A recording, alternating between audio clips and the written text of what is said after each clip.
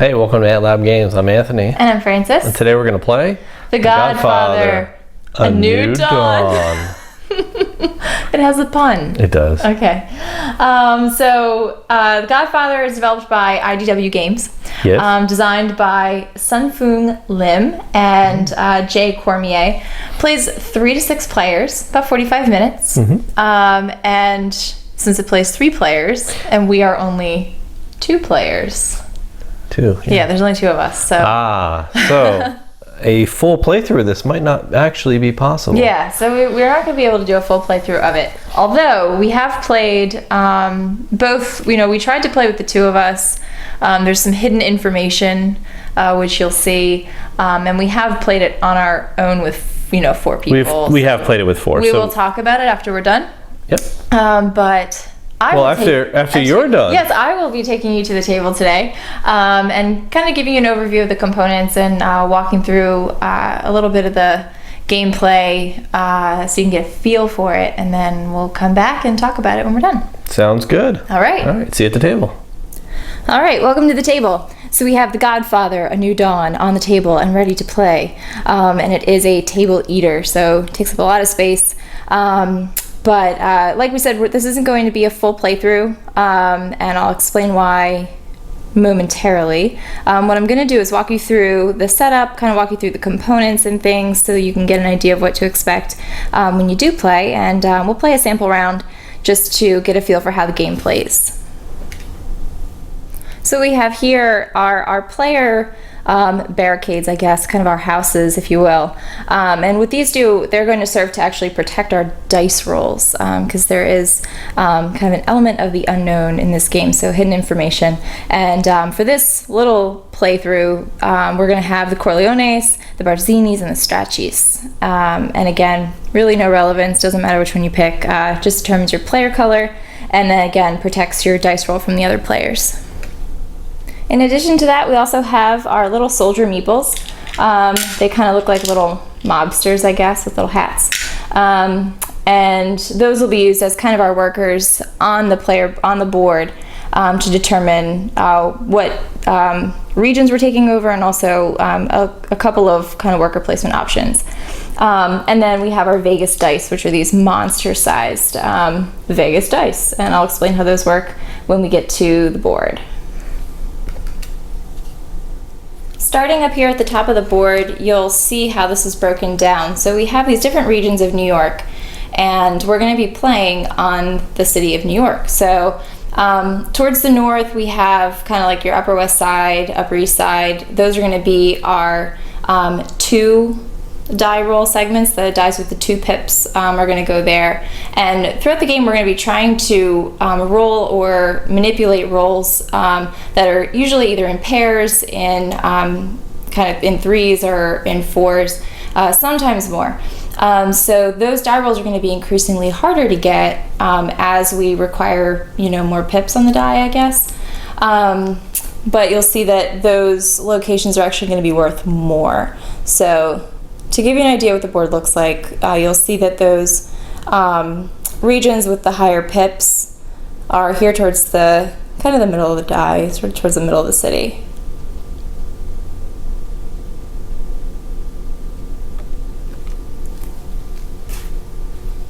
Down here at the bottom, I just want to illustrate a couple of things, and I'll show how these work once we get started.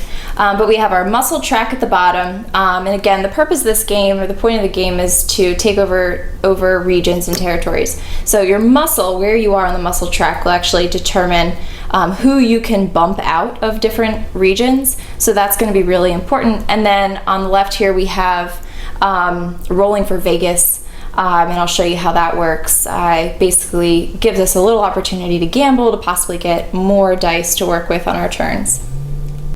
Also, what you'll see here, we have these little circles, and they have, this one in particular has an 8, 5, and a 3.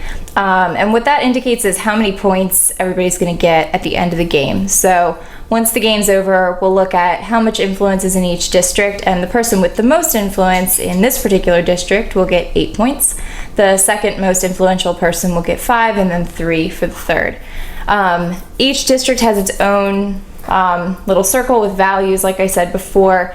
and they go up incrementally. So the person with the most influence in District 1, for example, is only going to get 4 points, but somebody, you know, in this district with the 5 pip rolls is going to get 8. One more thing I'll go over before we get started is these in the center here, we have some placements where we can put our dice, and I'll illustrate how that works in a bit, but I wanted to let you know that the 1 pip up at the top allows you to re-roll dice, so you can put a soldier there, he'll let you re-roll dice. The number 2 pip is to add or subtract 1 from any die. And then the 3rd pip allows you to move to any empty adjacent neighborhood, which can be really handy in something like, let's say you're in Wall Street and then Whitehall requires 5 sixes. It's really hard to get. Maybe you just want to roll in there. The 4 pip allows you to change 1 die to any side. 5 allows you to duplicate a die result, and that does not allow you to change another die. You can actually just duplicate something that you already have. And then the 6 pip allows you to choose an ability from 1 to 5. So again, very consistent with 1 pip being less influential, and then the 6 pips being more influential. So we have a lot of ways to mitigate die rolls here, and that's where you do it. So we'll get started kind of illustrating how this play works, again, without playing through the entire game. The first thing that we need to do is determine who the Godfather is going to be first. So everyone is going to end up not quite taking turns, but depending on where we're at, everybody will most likely get a shot at being the Godfather. For this illustration, I'm going to make Mr. Corleone the Godfather. And what I've done is I've tried to, again, these barriers are really meant to protect you from seeing other folks' die rolls and things, but for the video, I tried to push his stuff out a little bit so that you can kind of still see what's happening behind everyone's board, and that'll help you understand the game a little bit more. So that being said, everybody's going to roll their dice, but before we do that, the Godfather is going to actually roll these Vegas dice, and it doesn't matter too much in the first round, but essentially what we're going to do is every new round, we're going to put these Vegas dice here. And as a worker placement option, if you didn't want to, you know, go for a manipulation on a dice roll and you didn't really want to do a muscle track, which I'll talk about in a bit, you can gamble down in Vegas. So what I may have done in a previous turn is put my worker here on the 2, and since the Godfather rolled a 2 in a subsequent turn, I now get to keep this die, but that didn't happen. So the other thing that we're going to do to get set up here is we each have one of our little soldiers down here in the 0 zone. So when we start talking about the muscle track, that'll make more sense. And then for those of us who are not the Godfather, which is going to be me and Mr. Strachey over here, we're actually going to put one of our little guys right here in the choose any ability. So our workers actually stay out there until we're ready to use them on a turn. They're just gonna kind of hang out there. So I guess that's kind of the compensation for not being the Godfather right away, is you get to put your guy out there. It's time now to make offers to the Godfather. So this is kind of step 2 after everybody rolls their dice. So I've rolled everybody's dice, and your first playthrough, this isn't going to make a lot of sense, but thematically, I guess you're kind of doing favors and things, maybe for the Godfather or something. So you'll look at my roll here. I've rolled a 5, a 4, and 3 2s. So I'm going to be thinking about what I might want to do, what regions I can kind of maybe move into, and then I have to offer one of my die to the Godfather. And I guess I'm going to offer him a 2. So I'm going to place that right in front of my board so he can see it. Again, he's not going to be able to see any of this, but he's going to see that offer. Over here, Strachey has rolled 2 3s, 2 5s, and a 1. And he's thinking maybe he wants to duplicate a die result, maybe, or something, so maybe he'll offer a 5. So he's going to put that in front of there, and I'll show you why he might want to do that in a minute. And Mr. Corleone, the Godfather himself, is looking at his dice, and then he's going to make a decision about what he wants to do with these offers that are on the table for him. And he might say he's rolled 2 1s, a 2, and 2 5s. So he might start with Strachey and say, yeah, I accept your offer. So he'll go ahead and take that 5. And then what Strachey will be able to do is put his little guy right here on the 5. And again, like I said when I made that decision for him, he's going to be able to duplicate a die result. So that's one worker that he's got out there that he may be able to use in the future to duplicate a die result for himself. Now looking at my offer, and I'm offering up a 2 again, he may look at his die roll and say, nope, don't really want a 2. But let me make you an offer you can't refuse. And he'll say, give me a 3, which isn't much of an offer at all. But I will look at my die roll and I'll say, no, I don't really have a 3. And then I have to prove, in fact, that I do not have a 3. And he gets nothing. So it's kind of a gamble for the Godfather to ask for something that hasn't been offered. But if I did have a 3, I would have had to give it to him. So I still get to put one of my guys on the number that I originally rolled, which was a 2. So I would put that up there. And then had I had a 3 to give him, I would have had to give him the 3. I would have kept the 2. And I could have chose between either putting my soldier on the 2 or on the 3.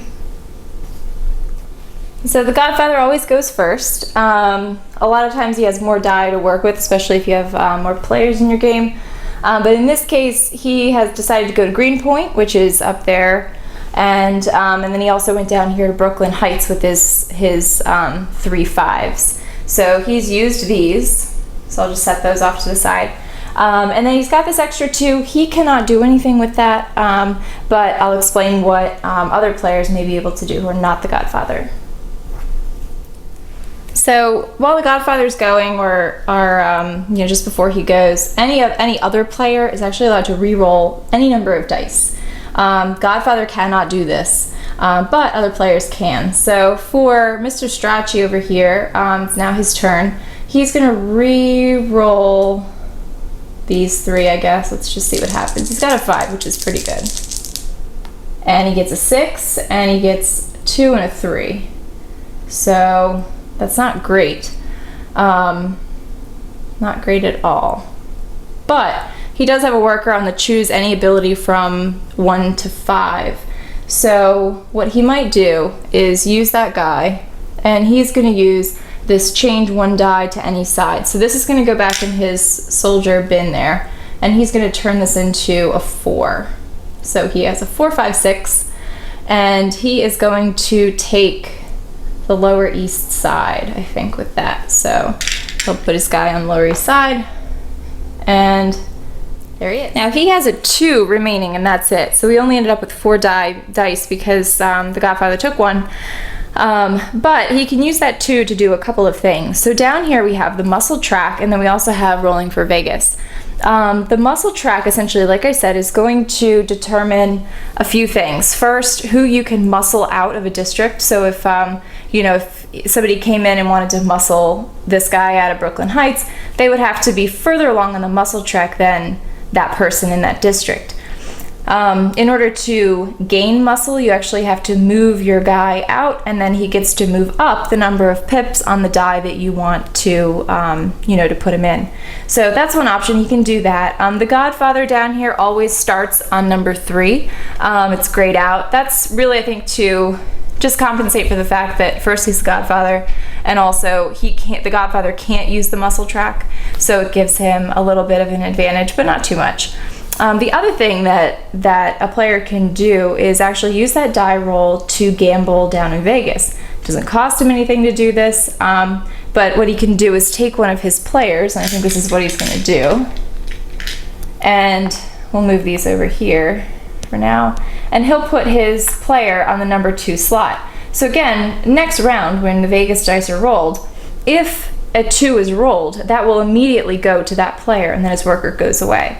These stay for as long as as long as it takes to get that die roll, and no other player can put their person in that spot. So it's somewhat advantageous to do that. So for my turn, I rolled 3 2s and a 4 and a 5, and I'm not going to re-roll anything, but all I'm going to do is actually just take one of these small, I'll go to Midtown West, I guess, with my 3 2s. So I'll put my guy out there, and then I'm going to use this 5 and this 4 to do a couple of things. So I also am going to go to Vegas, and I'll put that on a 4 in hopes that maybe somebody will roll a 4 eventually. And then I am going to go down the muscle track, because this is the only way to bump people out of districts, and you're going to have to do that, especially once the game gets going and people are in different regions, and also to determine who the next Godfather is going to be. So I might want a shot at that. So I'm going to start down here at the one little hat, and I'll go 1 2 3 4 5. So I actually jump all the way up here to the 5. So that's it. The round's over. It's very quick. Can be less quick if you have more people, but what we're going to do now is bring back everybody who's kind of out there. We're going to bring back these dice because we have to roll those. Most importantly, down here on the muscle track, everybody on the muscle track, no matter where you're at, everybody's going to slide down to this A, B, C, D. So we'll slide down like that. So that represents the fact that I'm ahead of Corleone, but we still don't have like any points, so technically he could jump ahead of me pretty quickly. So that's that. I'm going to be the new Godfather, so all these extra dice are going to be returned to all the players. Everybody goes back here, and then we roll for Vegas, see what we get, and we get nothing, so nobody gets anything. So we put that there. And again, had there been people on these, they get this into their stash of dice, and you actually get to roll it if you want to. You can keep it face up, or you can roll it. The choice is yours. But that's pretty much it. So then we would just start, a whole new round doing the exact same thing, and play would continue until a couple of things happen. So if any one player runs out of soldiers, that will end the game. And it's pretty easy to do once you start having people out here on these kind of manipulators. You really want to try to use those. If you do have a lot of folks out in the territories, of course, game's going to end. Or if you, fill out your entire Vegas track or something like that. So there's that way to end the game. More often than not, the game's going to end when any one region on the map has been populated. So it doesn't have to be all populated by one person, but if each of these territories has been allocated to someone, then the game is going to end immediately and scoring begins. So to walk you through scoring really quickly, scoring is really easy. It's kind of silly to do at this point, but just to illustrate how this would work. As I said, you have these circular regions that tell you how many points you get. So we would go around the board, starting with, I guess, the first district. So we have the 1 pip district. There's only one guy in there, so he would get 4 points. Moving to the 2s, I would get 5 points for being up there. The Strachey would actually get 9 points because he's the only one here, and then he would get an additional 8. The Corleone would get 8 for being here. So we'd be at 12, 9, and 5 for that.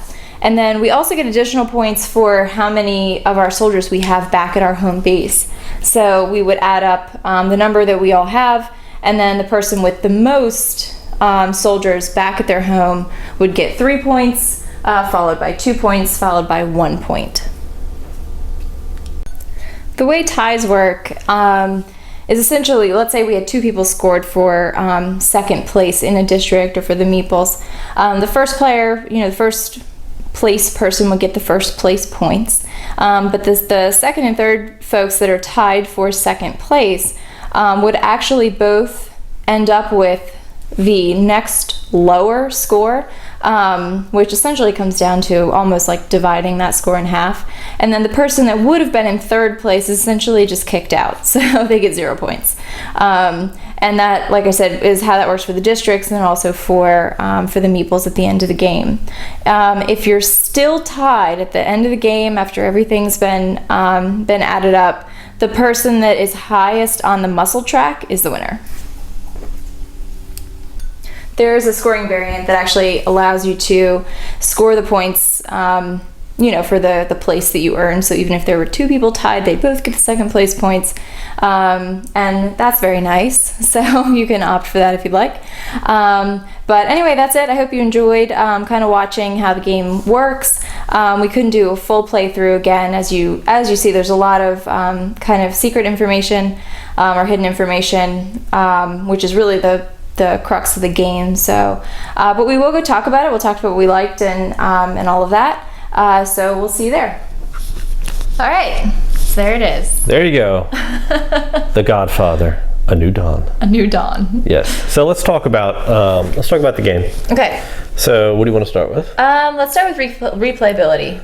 Replayability. I think I would probably say that this game has quite good replayability because it is like, I would say it's like a Yahtzee, right?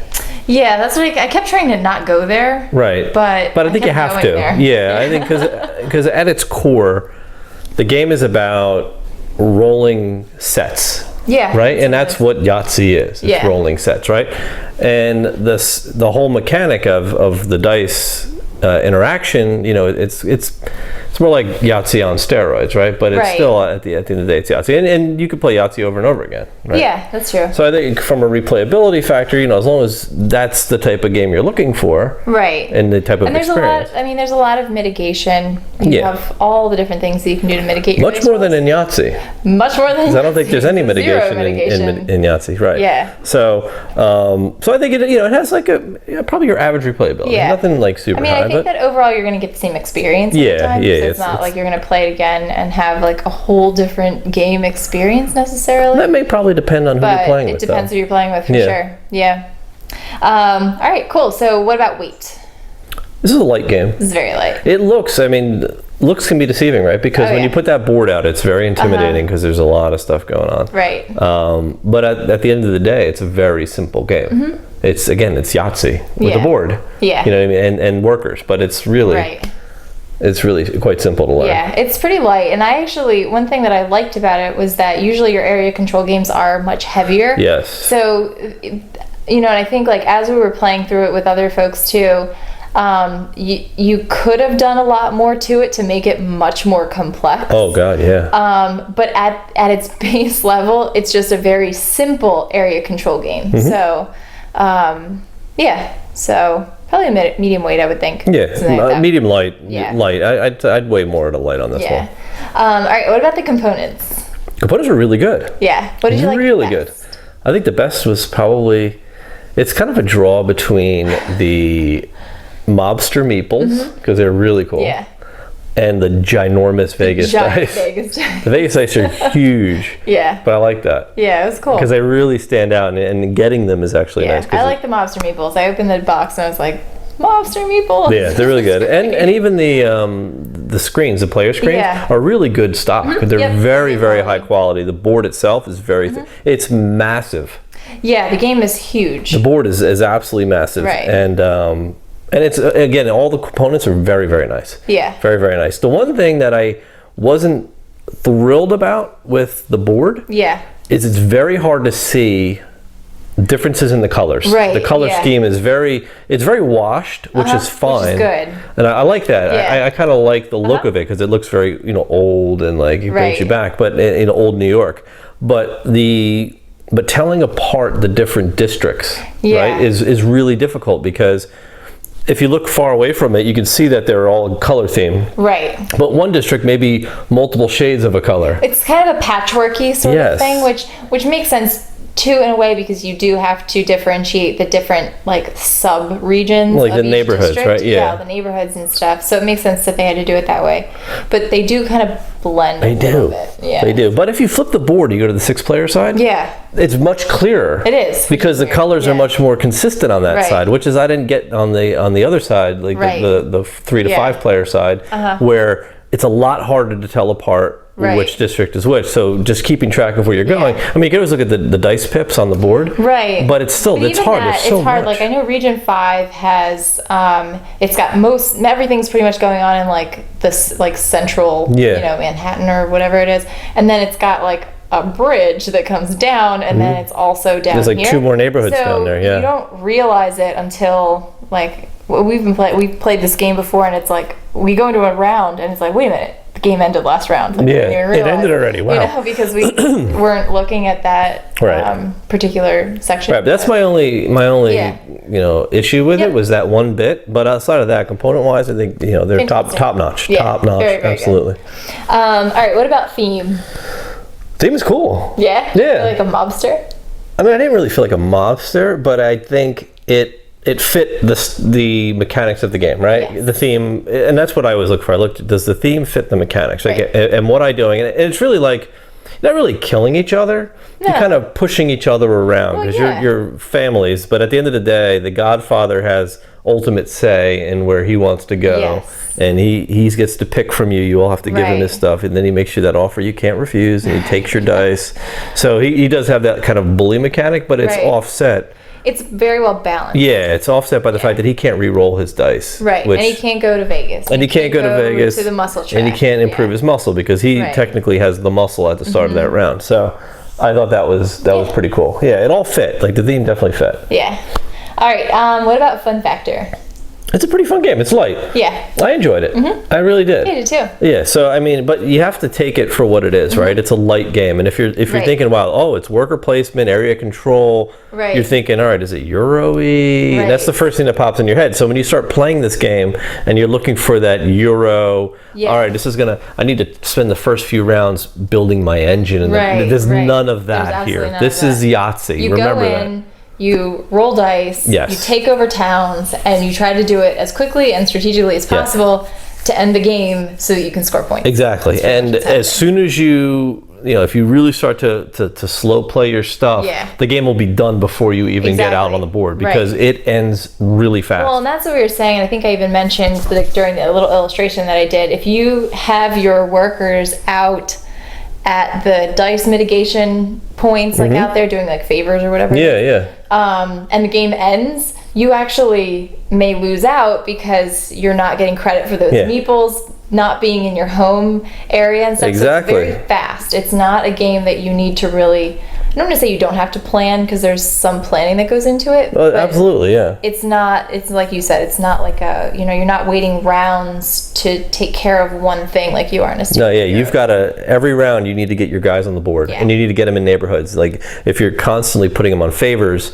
they're on the board. And another way to end the game is to run out of workers, out of monsters. And if you run out of them, the game's over, and you may have them all sitting on favors that you haven't used yet. Exactly. And you're not getting points for that. So you want to either have them in your house or in a neighborhood, and that's it. Yeah.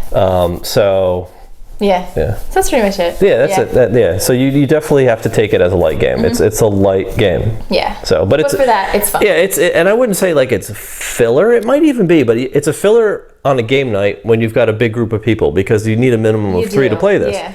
It's not a game that you and one other person can just pull out. We've tried. Like when we learned the game, we learned it as 2. Right. And we're taking turns playing as the third player. Right. And at a certain point, the mechanics don't work, because it's hidden dice mechanics, and you've got to pick certain dice. And if you know what the other player's dice are, you know what you're going to pick from them, because the one risk with the Godfather is that if you ask for a die that they don't have, you get nothing. Right. So that's always the challenge, right? Do you just take what they're offering you, or do you go for something better at the risk of not getting a die at all? So with 2 of us, it doesn't work. Yeah, it just really didn't work at all. No, at all. But with 3, obviously with more, it's just fine. You need different players. And the one thing it doesn't have that it maybe could have had was some sort of maybe a negotiation bit, you know, like, but I don't really think it's necessary, to be honest. Yeah, the thing is, that's really taking it, like I said, to that next level of complexity, kind of. I mean, this is meant to be a quick game. I mean, it plays in 45 minutes. Yeah, with the full 6 people, yeah. So it's not meant to really drag out, you know, in kind of that fashion. Yeah, and I don't think it needs it. And thematically, it's like, I'm not negotiating with the Godfather. He's not. Telling me what he wants, and I'm going to give him my offer. Right. And if he doesn't want it, he's going to tell me what he wants. Exactly. And that's what I'm going to give him. So that's how it should be. There shouldn't be like, well,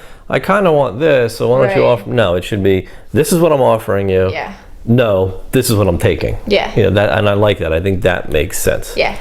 It's good. Yeah, yes. All right, what about setup?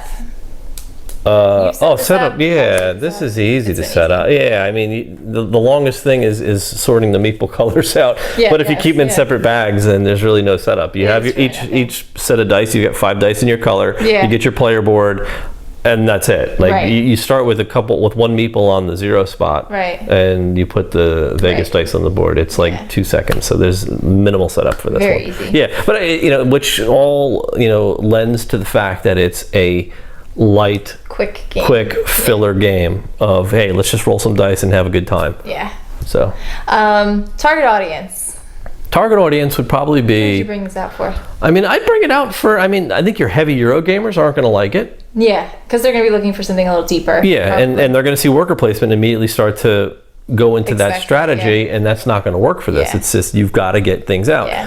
You want a game where there's interaction. You want a game where you're gonna talk a little bit. And you're okay with dice mechanics, even though there's a million ways to mitigate dice rolls in this. You can manipulate everything. Every round you're getting ways to manipulate by the Godfather asking you for a die. You automatically get to those. You get those items and you just use it. You know what I mean? Well, and that's what I actually like about this as well, as a light game that you could bring out for pretty much anybody, because there are a lot of folks out there that don't. I mean, I'm one of them. I hate just dice games where it's all luck and chance and there's absolutely no way to mitigate anything. But a lot of light games, that's what it is. Yeah. So this is kind of a nice not really transition, but it kind of bridges that gap between. It does. It's light. It's a luck. It's all luck because you're rolling dice, but you have so many ways to mitigate it, and then also ways to use dice that you're not actually using in your like territory, like placement. You know what I mean? Like you can go to Vegas, you can do other stuff. Yeah. Or you can push up the muscle tracks so that you actually can start